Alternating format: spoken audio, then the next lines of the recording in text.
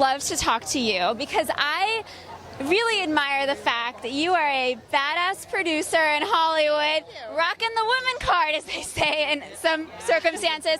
But I would love to hear from you how you really stand your ground when you want something done a certain way on set, and you really do what you want without being the B word and making people between the B word and bossy, because a lot of women have to deal with them being like very strong and particular, but people misconstruing that. So how do you handle that? Well, that definitely happens. Okay. And people that don't really understand what a producer does, and sometimes they ask me, and I say it's really, it's kind of 50% cheerleader and 50% dictator. Okay. So it's knowing that balance, and really, there's a lot of psychology in being a producer of figuring out who needs what kind of pushing, shoving, cajoling, caressing to do their job well and to be in line with the director's vision and what they're trying to pull off. But it is a balance, and I do think having both of those qualities, as you said, of sometimes being, hello, Mr. Duck, how are you? Of sometimes being the B word, if you want to call that bossy, and sometimes really just knowing what somebody needs to feel inspired and like be a cheerleader for them.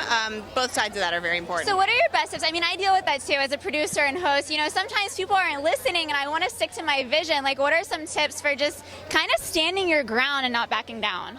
Yeah, I feel like as deep as you can go in your own integrity, and just to share that and to say, like, this is really how I'm feeling, and this is really what I want, and this is really important to me, and I can't let go of it, and let me explain to you why it's important to me, and let's try and get on the same page. That's usually pretty effective. I love that. Very last question. What do you hope Hollywood pays attention to see that a movie like this can have an all-star ensemble, woman lead characters, and going forward there should be more of this? Well, let's hope. Let's hope so many people go to see the movie that we get to make more movies with female characters. I mean, these numbers are dismal, right? Like 4% female directors in the movies in the last 3 years.